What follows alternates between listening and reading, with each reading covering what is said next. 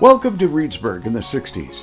Part 1 takes a look back at life in a small, typical Midwestern town during a period of time some have said was the most tumultuous decade in history. It was the decade of the Great Society, the Cold War, civil rights, the Vietnam War, and the counterculture. Or was it typical? There are many stories that make Reedsburg anything but typical. Here are some of those stories.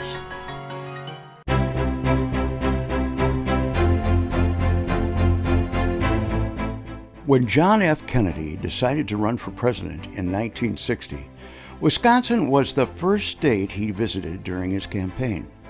The Wisconsin primary was April 5th, second after New Hampshire, and Kennedy crisscrossed the state throughout February and March. Besides his wife Jackie, his brother Robert, and their three sisters, Eunice, Pat, and Jean, all helped with the campaigning. Four of the Kennedys visited Reedsburg at different times in March. The first one to visit was Pat Lawford, wife of movie star Peter Lawford. She attended a coffee on March 3rd at 1 o'clock, hosted by Christina Clossie at Clossie's Restaurant at 100 East Main Street. 4 days later, her brother Robert made a presentation to the Kiwanis Club when he spoke about the corruption of Jimmy Hoffa and the Teamsters Union. 2 days later, on Wednesday, March 9th, Senator John and Jackie Kennedy arrived at the Badger Theater, where he gave a speech to a crowd of 150 people. He then headed to a luncheon in Boston, scheduled for noon at the Methodist Church there. A letter, dated March 12th, was received by the Clossies from Senator Kennedy, thanking them for hosting his sister's get-together with local residents. Despite the presence of so many Kennedys in town, JFK did not fare too well in the local polls the following November. While he did win the nationwide election by less than 1% of the popular vote, he lost in Reedsburg when Vice President Richard Nixon received 1,592 votes compared to Kennedy's 657 votes. Nixon won all 12 of Wisconsin's electoral votes by winning 52% of the state's popular votes. This was the last time a Democrat won the presidency without winning Wisconsin.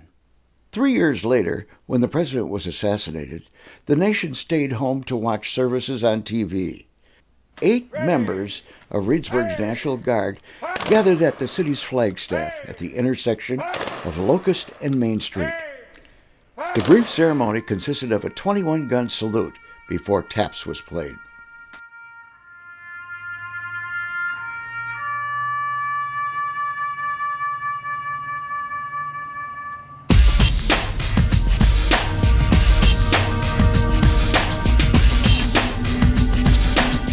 Reedsburg has always had a strong military presence and dedication to duty. The local National Guard unit was utilized 3 times during the 60s. In 1961, the Cold War was heating up when the Soviets began construction of a wall to separate West and East Berlin. A dispute over whether East German or Soviet guards were authorized to patrol the checkpoints and examine travel documents of U.S. diplomats passing through led the United States to station tanks on its side of the checkpoint, pointing towards the East German troops just beyond the wall. Concerns that the U.S. forces would either attempt to take down the wall or force their way through the checkpoints led the Soviet Union to station its own tanks on the East German side. A wrong move during the face-off could have led to war. In response to this face-off, Reedsburg's Troop B, comprising of 5 officers and 118 enlisted men, was called to active duty by the Army on October 15, 1961. The unit went to Fort Lewis in Washington for training and was expected to be away for up to 1 year. Life magazine came to town and took photos for the November 3rd issue, including one of First Lieutenant Ivan Farber and his daughter Pam, which ran on the cover of that issue. The unit returned to Reedsburg in August of 1962.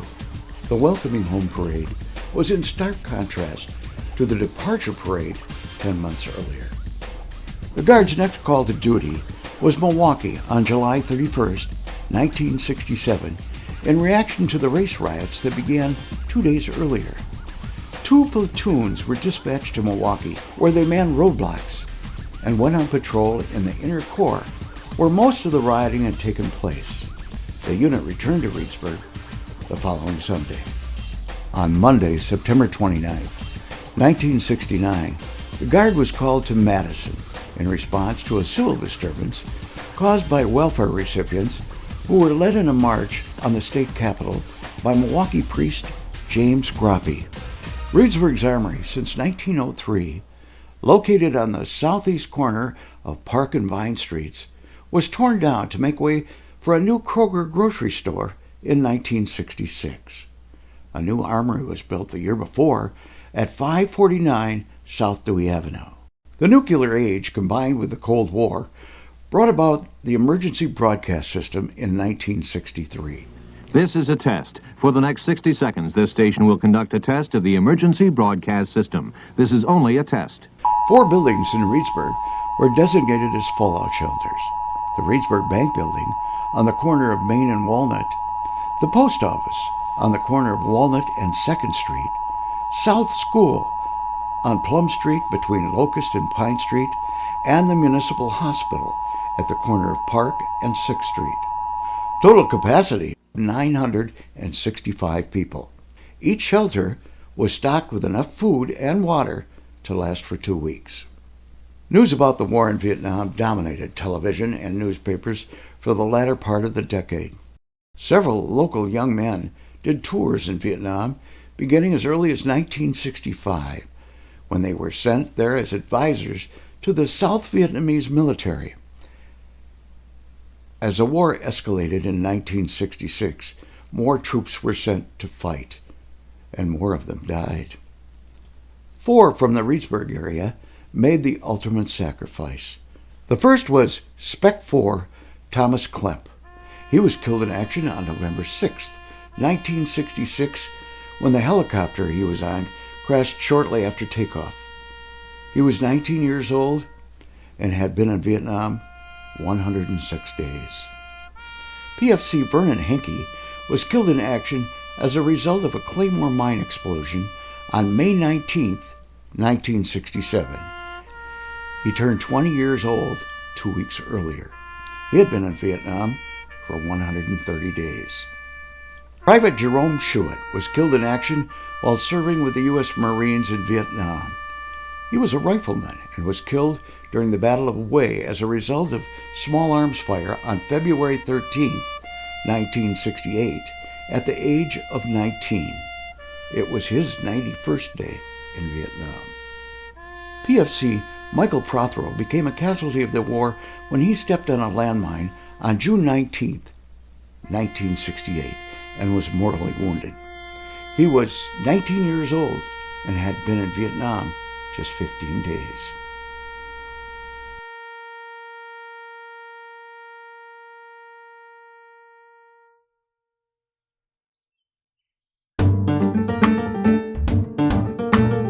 In 1960, the major industries in Reedsburg were Hankscraft, a recognized leader in the baby appliance field, was the largest employer with 300 employees. They were located at 728 Wooster Boulevard. In January 1966, Hankscraft established a subsidiary plant in Mexico City.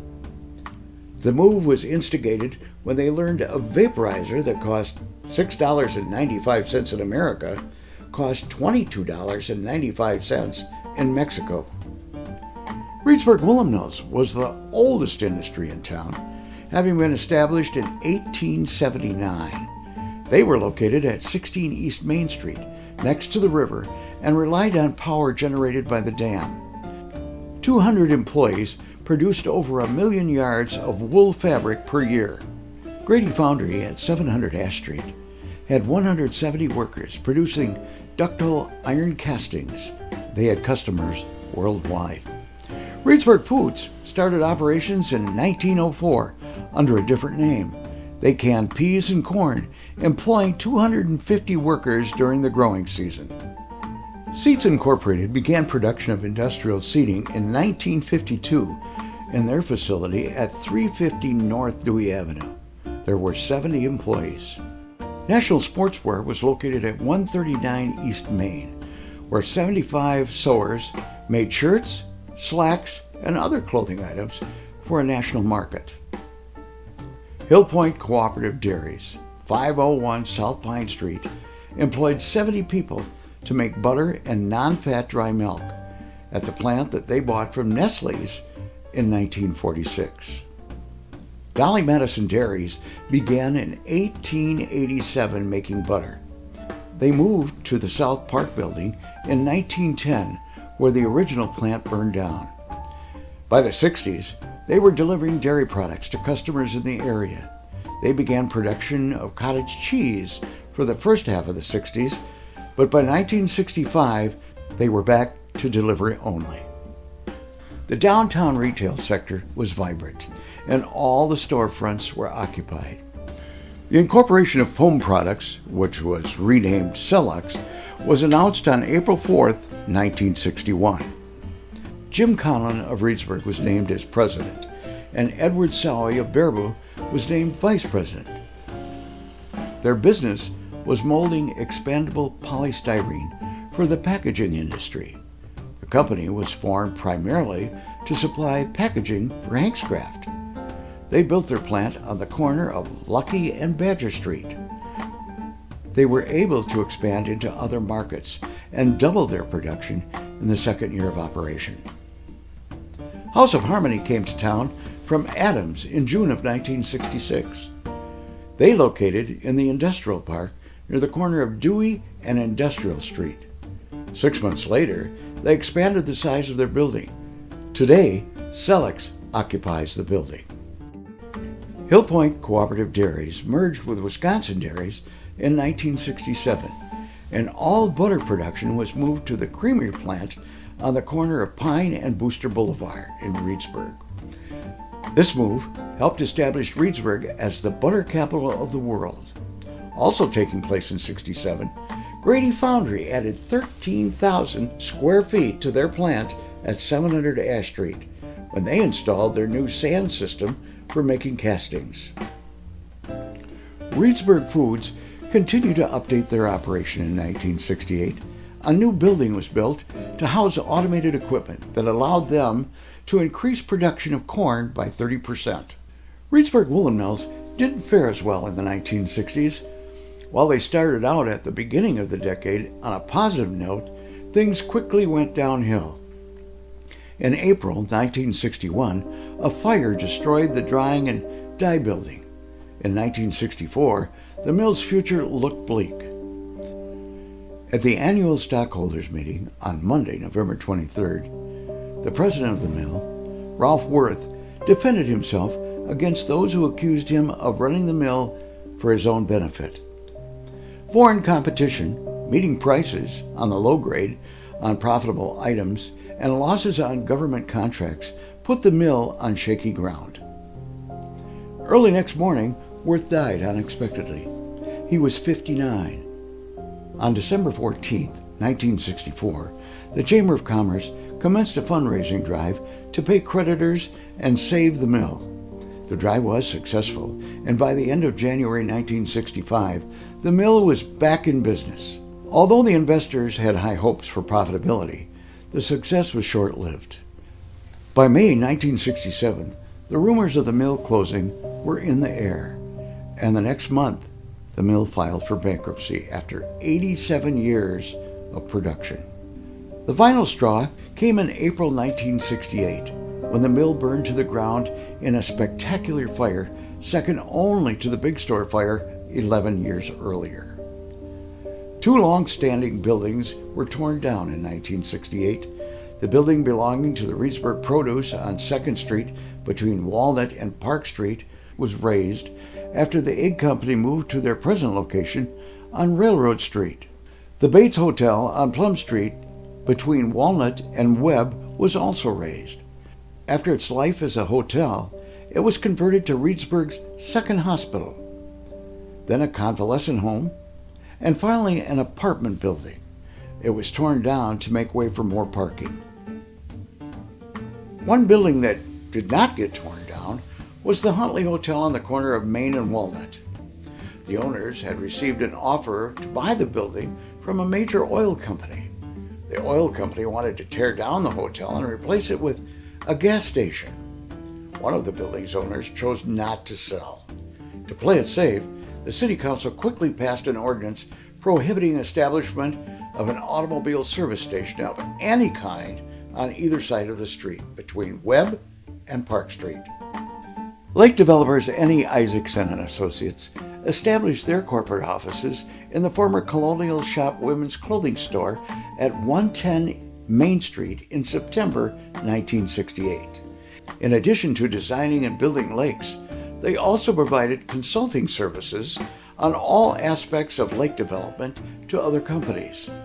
They eventually built lakes in 6 states. Isaacson built Lake Redstone.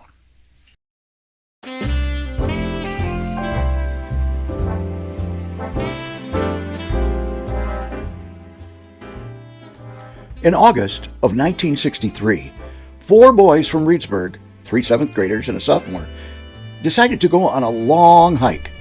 Larry Hart and Jerry Jackson left Reedsburg at 8:30 p.m., walking north on Highway K.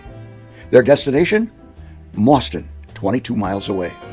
Later that night at 3:30 in the morning, Steve Blakesley and Pat Walsh started out for Laval. Before turning north on Highway 58 towards Mauston, Hart and Jackson returned from Mauston along Highway 58 to Laval and then back home, while Blakesley and Walsh returned home on Highway K. 57 years later, Steve Blakesley recounts that adventure. Me and my best friend Pat Walsh heard that the President of the United States had issued a proclamation that anybody who was physically fit could walk 50 miles. We decided that that would be a good thing to try and attempt. We were going to attempt to walk from Reedsburg to Laval to Mauston and come back to Reedsburg on K. We started out with backpacks and canteens, but we found after we got to Laval, we got rid of the backpacks because that was not going to work. Some friends of ours that heard about what we were doing said, well, we'll do it too. We'll start and go the other way and we'll meet you halfway in Mauston. We figured that the walk would take us 15 to 16 hours. Well, back then we were adventurous and we did a lot of things like this, and our parents didn't really think anything of it. Many days we would go out into the country 5, 6, 7, 8 miles and walk back to Reedsburg. We were young and adventurous, and our parents, it was no big deal. We just said, well, you know, we're going to walk 50 miles and get an award from the President of the United States, and they're like, okay. We never sent in for it, so we didn't get anything, but we made the paper, and we thought that was a big deal, and basically it was just something that we wanted to do. We probably won't be doing it again. Scandal within a scandal. The big news at the beginning of the decade was a visit by 4 members of the Kennedy family during the 1960 election campaign. The big news at the end of the decade is about illegal gambling, pornography, and accusations of a cover-up. The first scandal revolved around a March of Dimes fundraiser that took place January 27, 1969. The event was held in Rock Springs at Benke's Supper Club. It was a well-publicized event. Over 500 area men bought tickets in order to attend the festivities, making it one of the most successful fundraisers to date. The organizers raised $2,500 on ticket sales alone and hoped to raise even more at the end of the party. Green Bay linebacker Ray Nitschke was there to auction off 2 Packer autographed footballs. Madison TV and radio personality John Schermerhorn was the master of ceremonies. There were also card tables, a dice table, go-go dancers from Madison, and a stag film.